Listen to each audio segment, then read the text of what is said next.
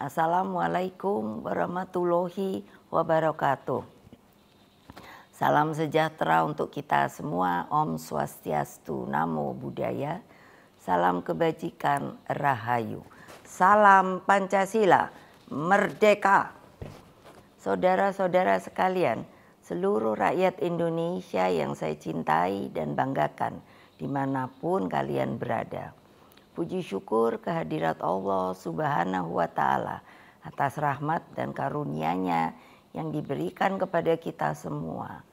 Pada momentum yang sangat baik ini, setelah mendengarkan dengan seksama terhadap apa yang terjadi dalam kehidupan politik kita masa sekarang dan mempertimbangkan segala sesuatunya dengan hati nurani yang jernih, sebagai kontemplasi, maka saya memutuskan sudah tiba saatnya untuk berbicara.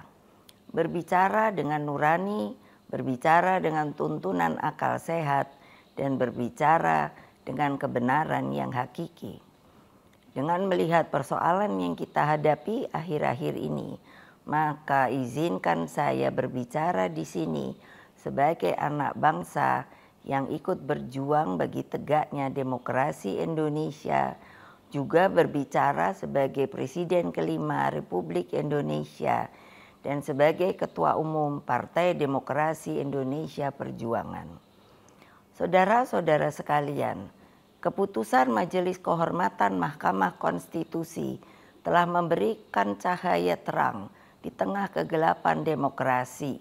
Keputusan MK tersebut menjadi bukti bahwa kekuatan moral, politik kebenaran, dan politik akal sehat tetap berdiri kokoh meski menghadapi rekayasa hukum konstitusi. Kita semua tentunya sangat-sangat prihatin dan menyayangkan mengapa hal tersebut sampai terjadi. Berulang kali saya mengatakan bahwa konstitusi itu adalah pranata kehidupan berbangsa dan bernegara yang harus diikuti dengan selurus-lurusnya. Konstitusi tidak hanya ditaati sebagai sebuah hukum dasar tertulis, namun konstitusi itu harus memiliki roh yang mewakili kehendak, tekad, dan cita-cita tentang bagaimana bangunan tata pemerintahan negara disusun dan dikelola dengan sebaik-baiknya, seperti yang dicita-citakan oleh para pendiri bangsa. Apa yang terjadi saat ini mengingatkan saya ketika sebagai Presiden Republik Indonesia saat itu diperintahkan melalui perubahan ketiga Undang-Undang Dasar 1945 yang diatur dalam pasal 7B, pasal 24 ayat 2 dan pasal 24C tentang dibentuknya Mahkamah Konstitusi. Dari namanya saja, Mahkamah Konstitusi ini seharusnya sangat-sangat berwibawa, memiliki tugas yang sangat berat dan penting guna mewakili seluruh rakyat Indonesia di dalam mengawal konstitusi demokrasi. Dengan perannya yang begitu penting, saya sangat serius menggarap pembentukannya. Saya sebagai Presiden didampingi oleh Menteri Sekretaris Negara mencarikan sendiri gedungnya, dan saya putuskan berada di dekat istana, yaitu suatu tempat yang sangat strategis yang disebut sebagai Ring 1, sehingga Mahkamah Konstitusi tersebut harus bermanfaat bukan bagi perorangan, tapi bagi rakyat, bangsa, dan negara.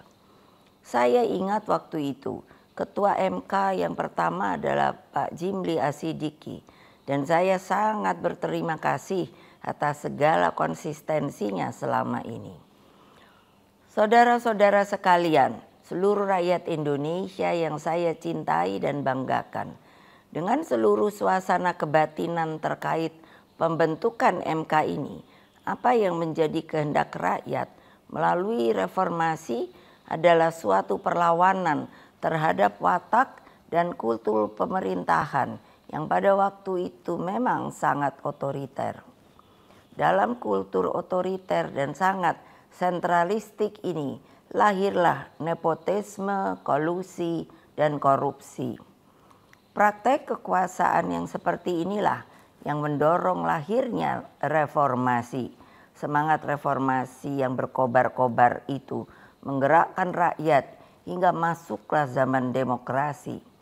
Bukan sebuah proses yang mudah, bukan yang indah, karena pada waktu itu sampai saat ini kita masih seharusnya mengenang dengan perasaan hati yang begitu sedih atas pengorbanan rakyat dan mahasiswa melalui peristiwa Kuda Tuli, peristiwa Trisakti, peristiwa Semanggi, hingga berbagai peristiwa penculikan para aktivis, bagian dari rakyat, dan lain-lain.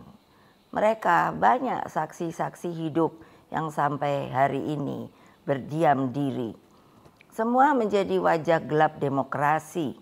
Praktek kekuasaan yang otoriter itulah yang telah kita koreksi. Maka melalui reformasi janganlah lupa lahirlah demokratisasi melalui pelaksanaan pemilu presiden dan wakil presiden secara langsung dan terbatas, serta undang-undang tentang pemerintahan yang bebas dari nepotisme, kolusi, dan korupsi. Apa yang terjadi di Mahkamah Konstitusi akhir-akhir ini telah menyadarkan kita semua bahwa berbagai manipulasi hukum kembali terjadi. Itu semua akibat praktek kekuasaan yang telah mengabaikan kebenaran hakiki politik atas dasar nurani. Saudara-saudara sekalian, seluruh rakyat Indonesia yang saya cintai dimanapun kalian berada, jangan lupa kita adalah bangsa pejuang. Kita bangsa yang mampu mengatasi berbagai cobaan sejarah. Karena itulah dalam situasi seperti ini, mari kita kawal pemilu 2024 dengan nurani dan sepenuh hati. Kita jadikan pemilu 2024 sebagai momentum untuk mendapatkan pemimpin terbaik yang benar-benar mewakili seluruh kehendak rakyat Indonesia, mengayomi agar Indonesia menjadi bangsa hebat, unggul, dan berdiri di atas kaki sendiri. Rekayasa hukum tidak boleh terjadi lagi. Hukum harus menjadi alat yang menghadirkan kebenaran. Hukum harus menjadi alat mewujudkan keadilan. Hukum harus menjadi alat mengayomi seluruh bangsa dan negara Indonesia. Dengan keadilan inilah kemakmuran pasti akan bisa diwujudkan. Karena itulah terus genggam erat semangat reformasi itu. Jangan lupa terus kawal demokrasi berdasarkan nurani. Jangan takut untuk bersuara, jangan takut untuk berpendapat selama segala sesuatunya tetap berakar pada kehendak hati rakyat. Terus kawal dan tegakkan demokrasi. Itulah kewajiban kita sebagai warga bangsa dan bahkan menjadi keharusan setiap anak negeri dan bangsa agar tidak terjadi kesewenang-wenangan. Sebab kedaulatan rakyat harus terus kita junjung tinggi. Pemilu yang demokratis, yang jujur, adil, langsung, umum, bebas, dan rahasia harus dijalankan tanpa ada kecuali. Rakyat jangan diintimidasi seperti dulu lagi. Jangan biarkan kecurangan pemilu yang akhir ini terlihat sudah mulai akan terjadi lagi. Gunakan hak pilihmu dengan tuntunan nurani. Semoga Allah yang Maha Kuasa meridui perjuangan kita. Merdeka, merdeka, merdeka. Terima kasih. Wassalamualaikum warahmatullahi wabarakatuh. Om Santi, Santi, Santi Om Rahayu.